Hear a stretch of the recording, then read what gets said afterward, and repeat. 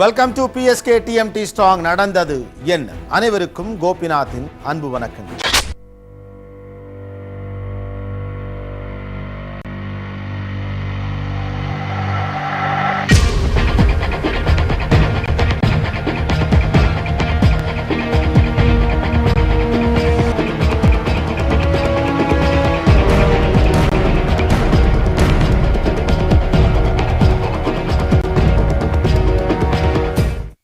சிவகங்கை பக்கத்தில் மானாமதுரையில் மாரிமுத்து அப்படின்னு ஒருத்தர், ஒரு 38 வயசு, யாராலும் குணப்படுத்த முடியாத, மருத்துவத்தால் குணப்படுத்த முடியாத எல்லா நோய்களையும் நான் குணப்படுத்துவேன் அப்படின்னு சொல்றாங்க. இப்படி நிறைய பேர் நம்ம நாட்டில் சொல்றாங்க. ஆனால் அதற்காக இவர் செய்யக்கூடிய செய்கைகள், நடவடிக்கைகள் இதெல்லாம் மக்களை அவரை நோக்கி ஈர்த்திருக்கிறது. சிவகங்கை மாவட்டத்தில் உள்ளது உத்தம்பட்டி கிராமம். 30 வீடுகளை கொண்ட இந்த குக்கிராமம் கடந்த வருடம் வரை வெளியுலகம் அறியாத நூற்றுக்கணக்கான தமிழக கிராமங்களில் ஒன்றாக இருந்தது. ஆனால் இப்போது அப்படியல்ல. ஊருக்கு ஒதுக்குப்புறமாக உள்ள கருப்பசாமி கோயிலுக்கு வரும் பக்தர் கூட்டத்தால் பலராலும் உச்சரிக்கப்படும் கிராமமாக மாறியிருக்கிறது. பக்தர்கள் இக்கோவிலை நாடி வருவதற்கான காரணத்தை கோவில் முன்பாக உள்ள ஃப்ளெக்ஸ் போர்ட் வாசகங்களே சொல்லிவிடுகின்றன.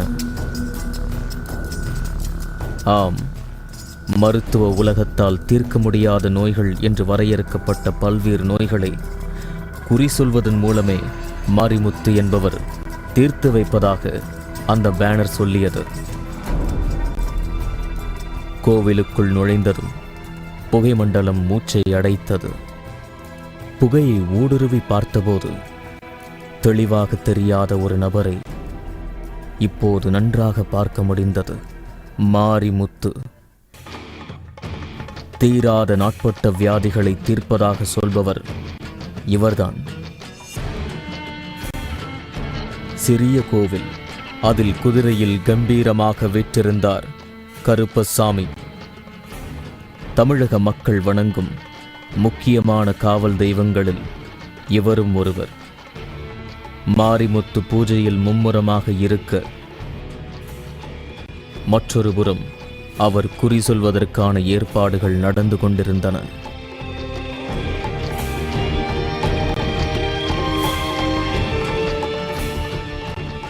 கருப்பசாமிக்கு நேரெதிராக ஒரு குறிமேடை, அருகே திருநீர் மீது பதிக்க வைக்கப்பட்டிருக்கும் எலுமிச்சை பழங்கள், சுற்றிலும் அமர்ந்திருக்கும் மக்கள் கூட்டம் என எல்லோரும் எதிர்பார்த்திருப்பது மாரிமுத்து எப்போது இந்த மேடையில் அமர்வார் என்பதைத்தான்.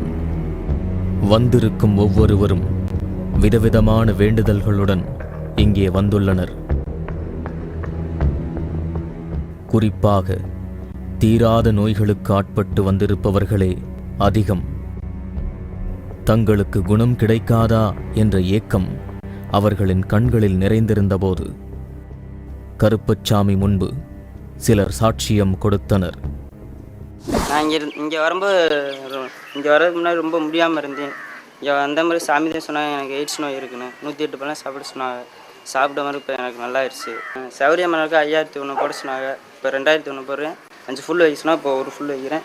அடுத்த மாதம் போடுறேன். கல்யாணம் ஆகி 7 வருஷமாக குழந்தை இல்லாமல் இருந்தாங்க. கருப்பசாமி கோயிலுக்கு வந்து அவங்களுக்கு குழந்தை 1 லட்ச ரூபா நேர்த்திக்கடை முடியல் போடுறாங்க. நேர்த்திக்கடை வச்சுருக்கேன். இப்போ 10,001 போடுறான்.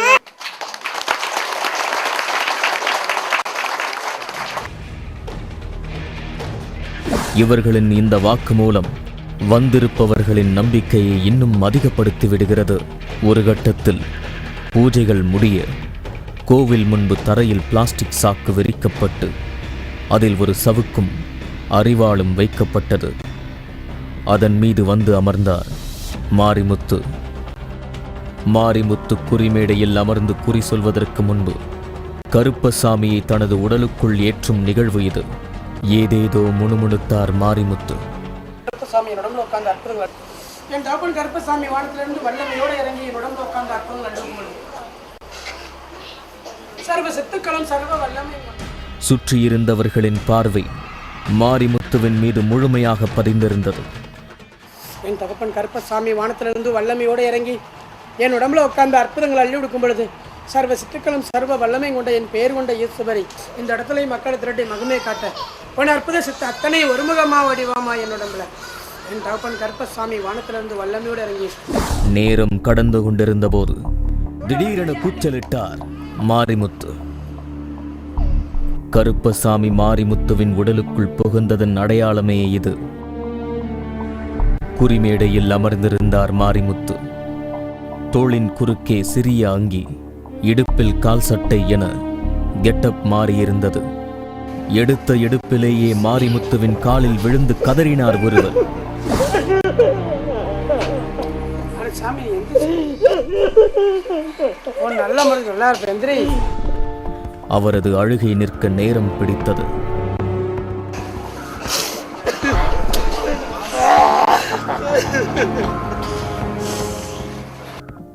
தொழிலில் ஏற்பட்ட நஷ்டத்தால் மாரிமுத்துவை தேடி வந்திருக்கிறார் இந்த நபர். இவரது அழுகை கருப்பசாமியை கரைத்துவிட்டது என்றே தோன்றியது. ஆவேசமாக கூக்குரலிட்டார் மாரிமுத்து.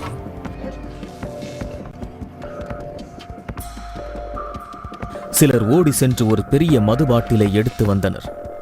பாட்டிலோடு அதை குடித்தார் மாரிமுத்து.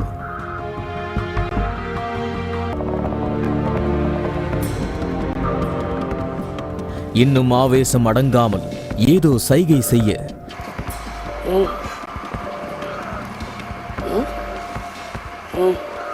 இப்போது 2 அரிவாள் பதிக்கப்பட்ட மரப்பலகை கொண்டு வந்து போடப்பட்டது. சாமி நீங்க என்ன சொல்றீங்க? நீங்க என்ன செய்யறது வருவியா? கண்டிப்பா வருவியா? கார் வருவியா? கார் வாங்கி கொடுத்தேன்.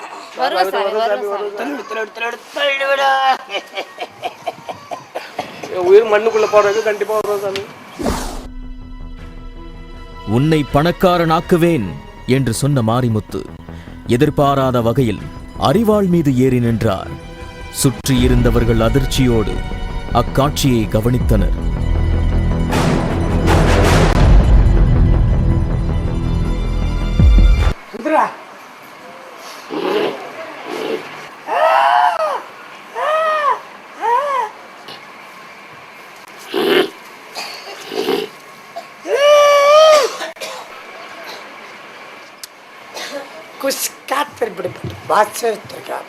மாரிமுத்து தான் வைத்திருந்த மாலையை அந்த நபர் மீது போடவும் அனைவரும் கைத்தட்டி ஆரவாரம் செய்தனர். இதற்கிடையே முன்னதாக நமது கவனம் அரிவாள் மீது நிற்கும் மாரிமுத்துவின் கால்கள் மீது பதிந்திருந்தது. அவரது பாத அசைவுகள் ஏதோ சொல்ல முடியாமல் திணறின.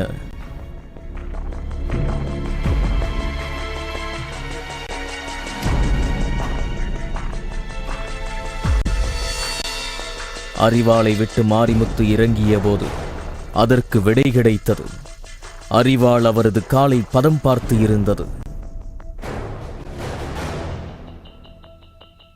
பொதுவாக அரிவாள் மீது நிற்பது போன்ற நிகழ்வுகளில் கடவுளே நிற்பதாகவும் அதனால்தான் நிற்பவர்களுக்கு ஒன்றும் ஆவதில்லை என்ற நம்பிக்கை மக்களிடம் உண்டு. குறியின் ஆரம்பமே இப்படி சறுக்கிய போதும் மாரிமுத்துவின் பதில் வேறு விதமாக இருந்தது.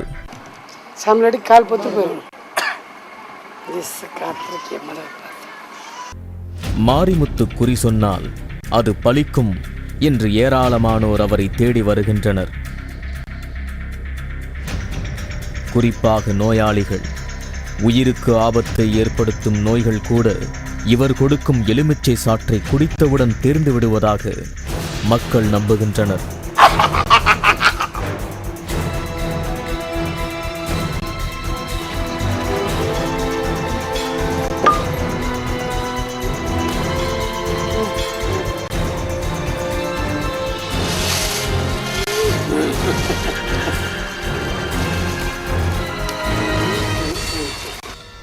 மாரிமுத்து அருகே அமர்ந்திருக்கும் இவரும் இவரது மனைவியும் HIV-யால் பாதிக்கப்பட்டுள்ளனர்.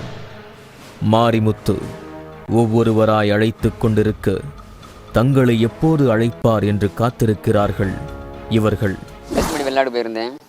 போயிட்டு வந்தப்போ இங்கே தவறான வழியில் போன இடத்துல இந்த மாதிரி ஹெச்ஐவி பரவிடுச்சு அப்படின்னு சொல்லிட்டு எனக்கு தெரியாது, அப்போதைக்கு தெரியாது.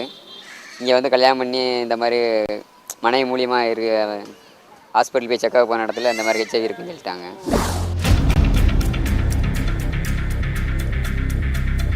அடுத்ததாக மாரிமுத்து அழைத்தது அவரைத்தான். எய்ட்ஸ் நோய் நாளைக்கு அப்பெல்லாம் சாப்பிட்டுக்குங்க. வியாழக்கிழமைக்கு டெஸ்ட் பண்ணுங்க.